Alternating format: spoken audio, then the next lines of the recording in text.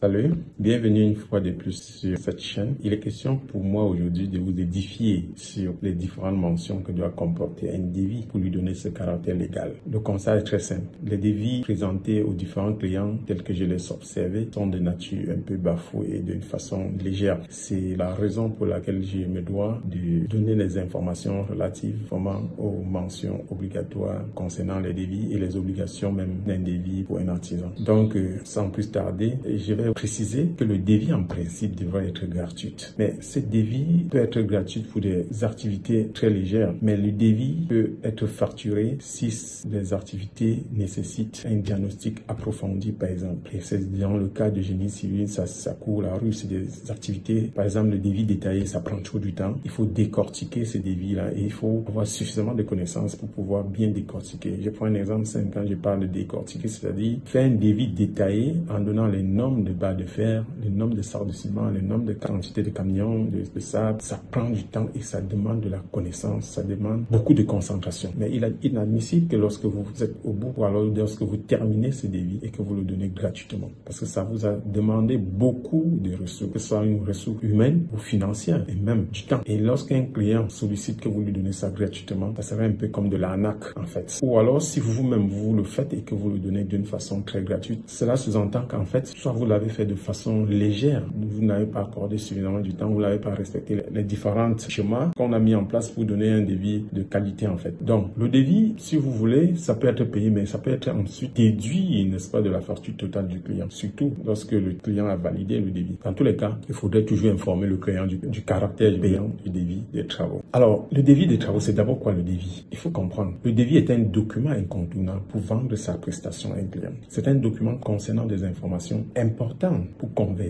un prospect en un client. Et pour cela, il doit être réalisé avec professionnalisme. C'est un document légal. Peut-être d'autres ne savent pas. Il est obligatoire d'y figurer certaines mentions afin de garantir, n'est-ce pas, sa validité aux yeux de la loi. Les mentions obligatoires que doivent contenir un devis de travaux sont les suivantes. Commençons d'abord par l'obligation d'un devis d'artisan. Je veux dire devis pour un technicien. Le devis devient contractuel une fois accepté et signé par le client. Et cela engage les deux parties. Il ne faut pas qu'on se trompe. Parce qu'en cas de litige ou en cas de désaccord, ils peuvent servir de preuve. Vous êtes tenu de respecter les obligations concernant les informations contenues dans le devis. Pour cela, il est important de bien évaluer vos capacités lorsque vous vous engagez sur une date de remise de chantier ou la réalisation d'une prestation. Ça doit être sérieux tout engagement concernant que vous le faites dans le devis, je vous l'ai dit. Il n'y a aucun engagement que vous devez le faire à la légère. Aussi, en cas de non-respect des paiements de la part même du client, votre devis viendra appuyer votre argument devant la justice. Donc, il est impératif qu'il soit fait avec minutie dans le respect des normes en vigueur. Ça, ne le prenez pas à la légère. Concentrez-vous lorsque vous voulez faire votre devis. Prenez du temps. Ne bafouillez pas. Ne faites pas un devis à la va-vite sous prétexte que le client ne doit pas payer. Non. Même s'il ne paye pas et que vous vous engagez à lui transmettre ce devis, il faut que ça ait un caractère sérieux. Maintenant, les mentions obligatoires du devis, parce que nous venons de finir avec les obligations de l'artisan, du devis artisan. Maintenant, il y a les mentions obligatoires que doit comporter le devis. Parce que pour être valide, le devis doit contenir 4 catégories d'informations. On peut le repartir comme suit. Il y a les mentions générales. Il y a les informations concernant votre entreprise. Il y a les informations concernant le client. Il y a même les informations concernant la prestation elle-même, si vous voulez, concernant votre offre. Et ça, vous devez le savoir. Maintenant, nous allons détailler chaque type de mention. On va commencer par la mention générale et les informations de l'entreprise et celles du client. Et pour boucler enfin avec celles de votre prestation, que vous puissiez mieux comprendre. D'accord? Alors, les mentions générales d'un devis. Un devis doit contenir les éléments suivants. Ça, c'est une obligation. Le thème devis ou proposition de prix. Spécifié de façon claire pour éviter la confusion. Il faut qu'on soit clair, que ce soit un devis ou alors proposition de prix, qu'il n'y ait pas confusion avec une facture. La mention manuscrit, il faut que le devis ait une mention manuscrit à la fin, c'est-à-dire reçu avant l'exécution de travaux. Le client va le préciser, reçu avant l'exécution de travaux. Bon pour accord, parce que lorsque le client valide bon pour accord, daté et signé de sa main, il faut veiller à ça, que le client puisse signer le devis.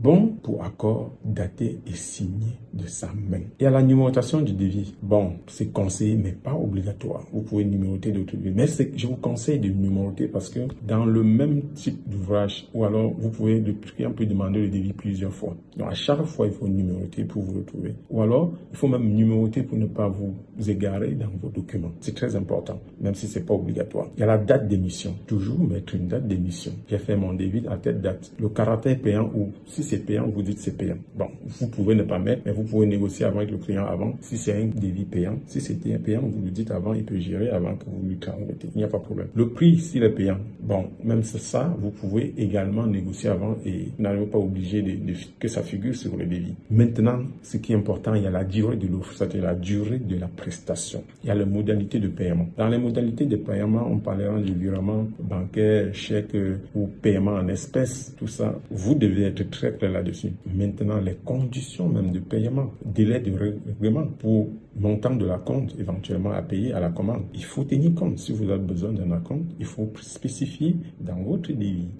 Il y a le délai de rétractation. Il peut arriver qu'à un certain moment, vous estimez que le devis est obsolète du fait que, par exemple, sur le marché, il y a une augmentation, par exemple, du prix des matériaux et que ce devis, à l'époque où vous l'avez établi, ça ne peut plus être d'actualité au regard de fluctuations du prix sur le marché. Donc, il faut mettre un délai à une validité de 2 mois, 1 mois. Il faut être clair là-dessus. Il y a les informations concernant, par exemple, votre assurance décennale. Bon, généralement, c'est pas obligé pour nous, mais parce que, en tant qu'entreprise, nous souscrivons ce qu'on appelle l'assurance touriste ou alors l'assurance chef d'entreprise. Maintenant, nous avons ce qu'on appelle les informations sur les entreprises, votre entreprise. Toute information relative à l'entreprise doit être figurée de façon claire. Vous avez d'abord la raison sociale de l'entreprise. Vous avez le nom du dirigeant qui peut être à la fin. C'est-à-dire que lorsque vous avez fini le devis, vous m'appelez à la fin lorsque vous signez. À la forme juridique qui est automatique. Est-ce que c'est une SA? Est-ce que c'est un SAL? Est-ce que c'est une entreprise, un établissement? Il y a le numéro du contribuable. Il y a l'adresse physique du siège de votre social, le numéro de téléphone et l'adresse mail, y compris le numéro du registre du commerce qu'il ne faut pas oublier parce que c'est très important. Maintenant, nous allons voir les coordonnées du client.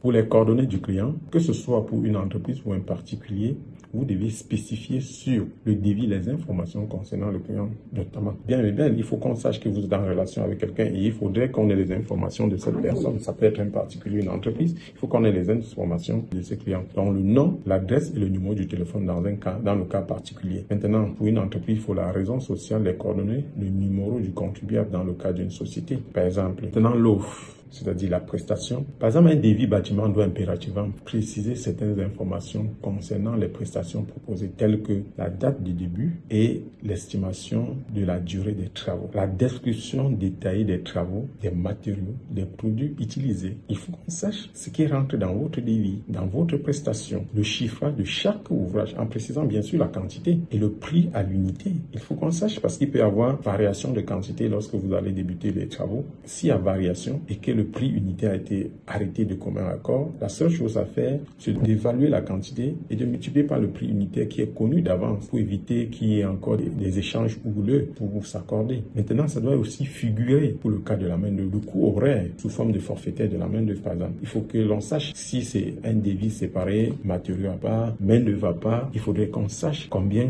revient la main-d'œuvre. Il faut être très précis dans ce cas-là. Il y a le montant total de la prestation proposée, hors taxe par exemple, et en toute taxe comprise. Donc, il faut d'abord faire une partie hors taxe. Et maintenant, lorsque vous ajoutez le taux de la TVA applicable ou la somme équivalente, il faut que ça devienne maintenant un TTC. Éventuellement, on peut avoir les frais de déplacement, si vous voulez. Les modalités de livraison de vos prestations doivent être aussi incluses. Ça, ce n'est pas oublié. Et les modalités d'exécution même du contrat. Bon, c'est vrai que ici, on peut laisser cette partie ne pas figurer sur le devis et cependant faire un contrat qui retrace expressément et précisément les modalités de livraison ou alors les modalités d'exécution du contrat. On peut le faire comme ça. Et même dans ce contrat, on peut introduire les conditions du service après-vente et de garantie en cas de réclamation. Donc, voilà en quelque sorte les obligations et les mentions obligatoires que doivent contenir un devis des travaux. Alors, si vous m'avez bien suivi et que si cela vous a apporté quelque chose, merci de vous abonner et me suivre prochainement parce qu'il est question pour nous d'apporter plus de conseils pour orienter les jeunes frères et même les clients, les jeunes confrères à pouvoir prendre connaissance de certains éléments qui leur permettraient de prendre de bonnes décisions pour leur futur